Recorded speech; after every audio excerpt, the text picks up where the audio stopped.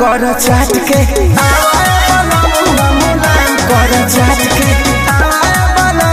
मुलायम कर चाट के हवा खुशी राजा जी हटावा जानी काट के हवाए वाला मुआ मुलायम कर चाट के हवाए वाला मुआ मुलायम कर चाट के हवाए वाला मुआ मुलायम कर चाट के हवाए वाला मुआ मुलायम कर चाट के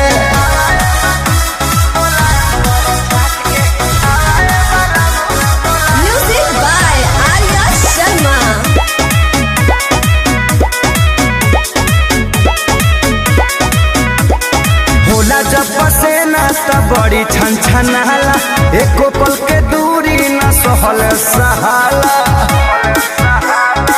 ए होला जब पसेना तब बड़ी छन छनाला एको पल के दूरी न सहल सहाला आईनी बधारावा से सोना गेहूं काट के हवाया वाला मुआ मुलायम कर चाट के हवाया वाला मुआ मुलायम कर चाट के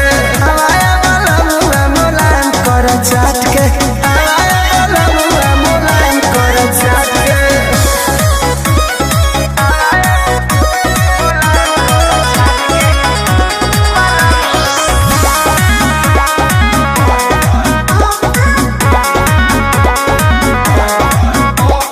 पिया पवन बुझ मना के बतिया कट जाला दिन बाकी कटे नहीं रतिया